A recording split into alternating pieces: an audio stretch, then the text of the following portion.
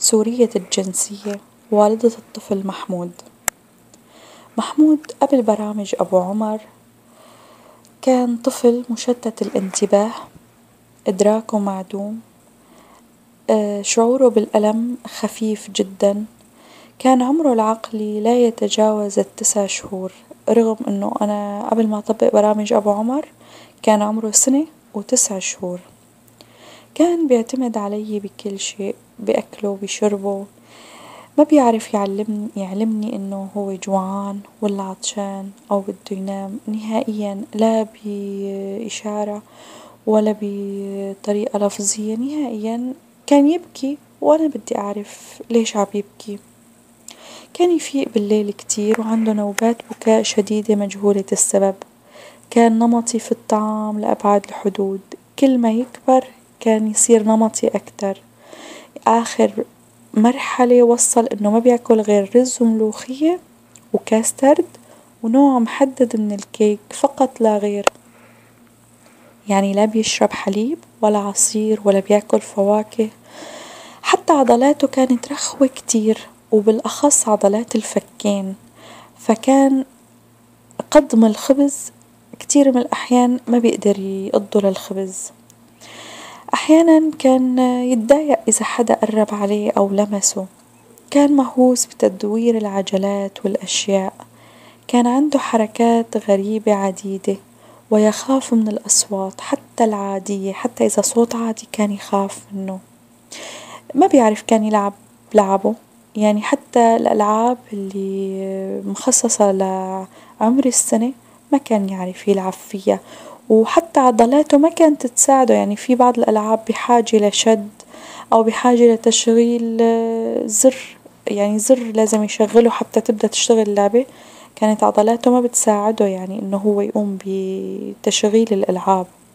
كانت عنده بعض الأمور مثل مثلا نزع الملابس، مثلا إذا بدي بدله لبسه بلوزته أو بنطلونه كان يتضايق كتير ويبكي وما بيحب يغيرها. حتى تغيير الأماكن، يعني خلص إذا متعود على شغلة ما بيحب يغيرها.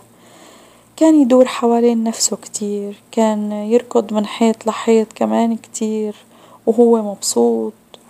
وكان عنده لغة خاصة غير مفهومة ولا تمت للعربية بصلة. طبعا محمود قبل البرامج جربت معه مكملات الغذائية، كان تحسن طفيف جدا، وبالنسبة ومقارنة مع النتائج اللي حصلت عليها مع برامج أبو عمر فيني أقول المكملات الغذائية كانت ولا شيء نتائجها. طبعا محمود حاولت معه اني يحاول يعتمد على حاله بالتدريب، دربته شوي، دربته حاولت، بس حس انه ما في فايدة، لان ما في انتباه. ما كان يفهم علي حكي، ما في تجاوب، حتى ما يرد على اسمه. كان يعني كان موضوع شائك جدا ومعقد جدا اني انا احاول. جربت طبعا، ما بنكر اني جربت، بس ما حسيت في نتائج. بعد ما طبقت برامج ابو عمر الحمد لله كان حال محمود بدي يتطور ويتغير. لهلا انا صار لي 6 شهور عم طبق البرامج، الحمد لله فيني اقول حال محمود انقلب 180 درجة. التطور كان تدريجي، شوي شوي بدأ انتباهه يزيد، هدوءه صار هادئ، ما بقى عصبيته، صراخه كله الحمد لله بدي يخف.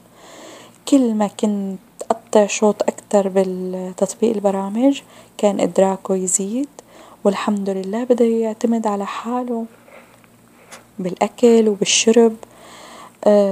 بدي يعبر عن الشي اللي بيريده بالبداية بالإشارة بعدين بالكلام. هلأ صار لما بده شغلة هو يمد ايده ياخدها، يعني هلأ صار بيفتح البراد بياخد الشي اللي بده اياه، هي قنينة عصير، هي قطعة فواكه، الحمد لله لأن مطيته بالطعام خلصت منه. وصار ينوع ويشكل. بالنسبة لعضلاته الحمد لله صار شوي شوي عضلاته كل ما تقوى وتشد أكتر. الحمد لله هلأ فيني أقول عضلاته بتحسن مستمر، وهلأ أنا في حالة رضا عنه الحمد لله. بعملية التقليد هلأ بدي صار له فترة بقلد أخته، بيتعلم منها إن كان تصرفات، إن كان حكي، إن كان حركات، كله الحمد لله. يعني التقليد كل ما له عم بيزيد وبيصير بمهارة أكتر. شعوره بالألم الحمد لله هلأ صار شعوره بالألم تمام. بيقع بيعبر إنه أي حتى هلأ لما بيتوجع بسأله وين، بيحددلي وين الألم. هلأ صار أجزاء جسمه الحمد لله بيعرفها كلها، الأساسية طبعا بيعرفها، بيشير عليها. بالنسبة لألعابه كمان بيعرف، صار يلعب فيها كل الألعاب. بالنسبة للمهارات مثل القفز، هالشغلات الحمد لله كلها بدي يسويها. ومثل ما قلتلكن إنه شوي شوي كله بالتدريج صار. يعني أنا من أول أسبوع بتطبيق البرامج الحمد لله بدأت ألمس النتائج مباشرة. طبعا ما فيني أقول غير إنه محمود الحمد لله هلأ بعد 6 شهور من تطبيق العلاج بالبرامج تطور ملحوظ جدا جدا. سمات كتير اختفت، هلأ بس باقي المشي على رؤوس الأصابع. سمات كلها اختفت، كلها ما ضل تدوير الأشياء، الخوف من الأصوات العالية، حركاته الغريبة كلها ولا بقى في شي منها.